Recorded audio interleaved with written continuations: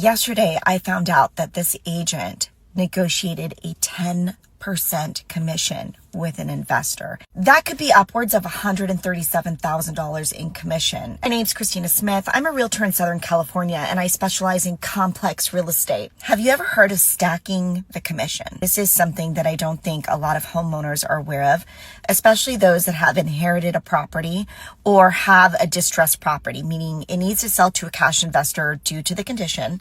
It's not financeable, it's not lendable, it cannot sell to a traditional buyer. I'm not saying it's right or wrong because every realtor has their own business model. I have no idea what services they're providing, but here's the breakdown of it. So it's when they charge a listing fee, when they also charge a buyer agent fee because they're representing the investor, and then they also charge for relisting the property. Essentially, because agent commissions are negotiable, right? Those could be negotiated down or it can be negotiated up. So you thought 6% was high.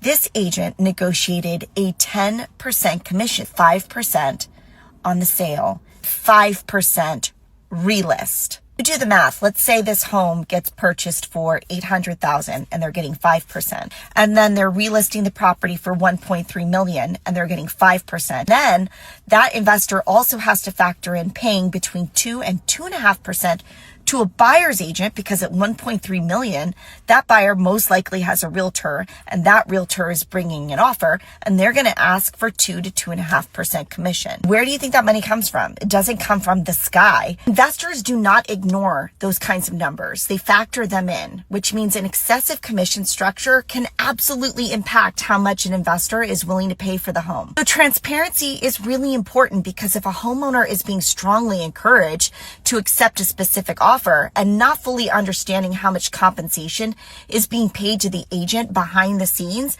I think that raises serious ethical concerns. So if you're watching this video and you're wondering, well, how can we avoid this happening to us? I'll cover that in the next video. If you need help with a property like this, you can reach out to me.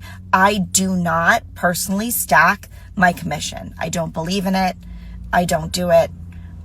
So really what it comes down to is making sure you're working with someone who's a very honest, ethical realtor. And there's not many of us out there. So if you have questions, message me.